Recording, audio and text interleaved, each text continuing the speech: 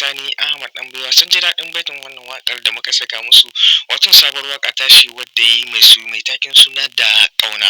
Da Allah ɗan uwa idan ka kasance kai baƙon zuwa ne a wannan channel mai albarka wato kan mai suna Awwal Arewa TV da ka danna mana subscribe sa'annan kuma ka danna mana kalmar nan ta alamar like wannan shine zai baka damar da zamu ɗaura sababbin ayyukan mu YouTube channel za su dinga sanar da kai. Wato shi Sani Ahmad Ɗanbaiwa shahararren mawaƙi ne wanda ya shahara ko kuma na ce mawaƙi ne wanda ya jima yana taka rawar gani. Shi Sani Ahmad Ɗanbaiwa dai mawaƙi ne wanda ya kasance yana tsara waƙoƙin sa na soyayya iri daban-daban. Sani Ahmad Ɗanbaiwa mawaƙi ne fitacce wanda ya fita kuma mawaƙi ne wanda yana da ɗimbin masoya tari da yawa kuma mawaƙi ne wanda ya jima yana lokaci kuma mawaƙi ne wanda ake saurare kuma mawaƙi ne wanda har yanzu yana nasa lokaci kuma mawaƙi ne wanda har yanzu idan yayi abu ana duba.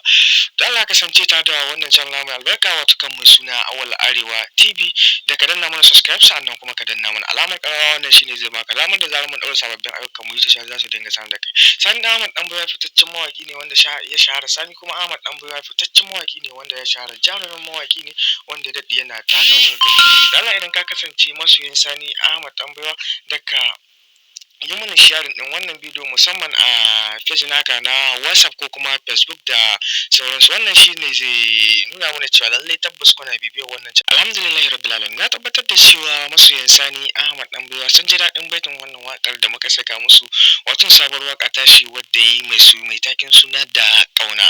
Da Allah ɗan uwa idan ka kasance kai baƙon zuwa ne a wannan channel mai albarka wato kan mai suna Awwal Arewa TV da ka danna mana subscribe sa'annan kuma ka danna mana kalmar nan ta alamar like wannan shine zai baka damar da zamu ɗaura sababbin ayyukan mu YouTube channel za su dinga sanar da kai. Wato shi Sani Ahmad Ɗanbaiwa shahararren mawaƙi ne wanda ya shahara ko kuma na ce mawaƙi ne wanda ya jima yana taka rawar gani. Shi Sani Ahmad Ɗanbaiwa dai mawaƙi ne wanda ya kasance yana tsara waƙoƙin sa na soyayya iri daban-daban. Sani Ahmad Ɗanbaiwa mawaƙi ne fitacce wanda ya fita kuma mawaƙi ne wanda yana da ɗimbin masoya tari da yawa kuma mawaƙi ne wanda ya jima yana lokaci kuma mawaƙi ne wanda ake saurare kuma mawaƙi ne wanda har yanzu yana nasa lokaci kuma mawaƙi ne wanda har yanzu idan yayi abu ana duba.